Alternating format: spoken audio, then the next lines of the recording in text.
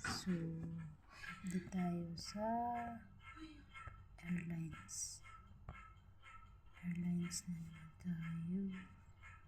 So, one way origin. Dumaguete to Iloilo. Okay. So, one way. Tingnan natin dito. So, June tayo. Advanced. August. So, ang pinaka dito tayo sa Agosto. August. Economy. So, solo flight tayo. Wala tayong anak. Walang infant. Hindi tayo citizen. Okay na. So, search tayo.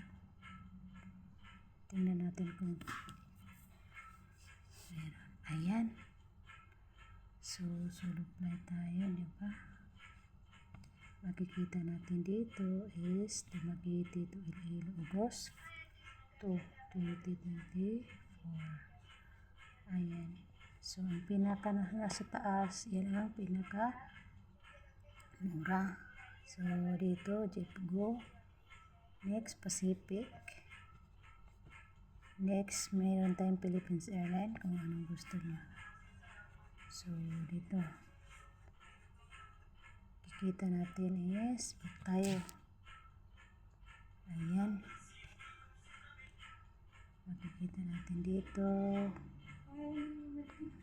Ayan, JetGo. Departure Dumaguete, Agosto 2023. Duration, non-stop tayo. Arrive Cebu, Terminal 1.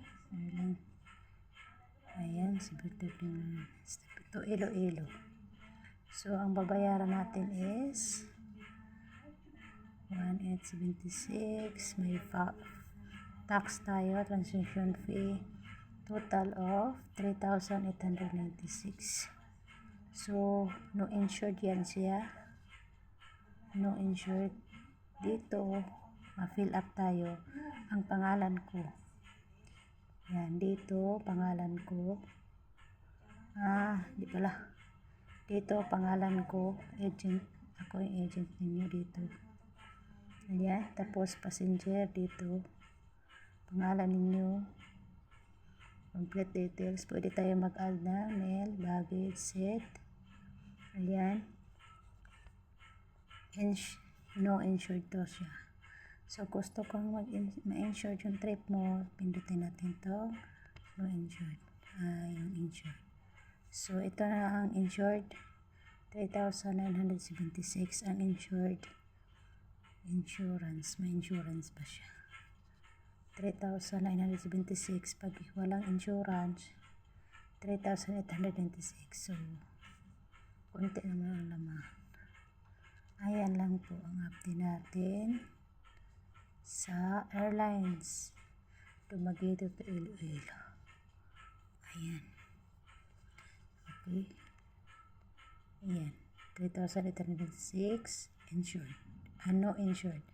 At dito tayo sa insured, 3,976. Konti na lang. Yan, makikita natin sa video. Dito makikita ang details sa agent natin. Agent, pangalan ko, email, number, tapos passenger dito. Add ko yun yung mails, baggage, set. Ayan, yan lang po.